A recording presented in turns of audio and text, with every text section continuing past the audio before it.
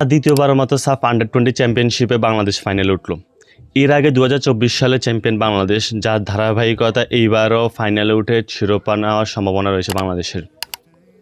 আজকে ম্যাচের প্রথম দিকে ঠিক ১১ মিনিটে বাংলাদেশ লিড পায়। মোহাম্মদ মানিকের দুর্দান্ত একটি হেডের মাধ্যমে বাংলাদেশ প্রথম বল তাদের জালে জড়াতে সক্ষম হয় এবং কি বাংলাদেশ লিড পায়, যার ধারাবাহিকতায় বাংলাদেশ ম্যাচটি শেষ করে ১-০-তে। তিনি এই ম্যাচে ভালো খেললেও তিনি জাস্ট ৫২ মিনিটে একটা ইনজুরি শিকার হন এবং মাঠ ছাড়তে বাধ্য হয়েছেন।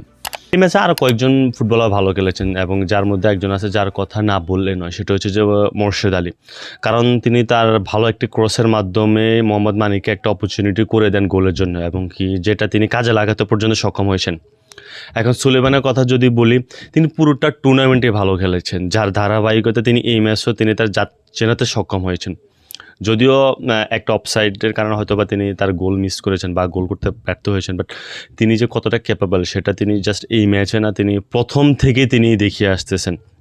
সো আশা করা যায় বাংলাদেশ টানা দ্বিতীয়বারের মতো, যা শুধু ফাইনালে উঠবে বিষয়টা এমন না, দ্বিতীয়বারের মতো জয় হতে পারবে এবং কি সাফ আন্ডার-20 চ্যাম্পিয়নশিপের চ্যাম্পিয়ন হয়ে ঘরে ফিরবে।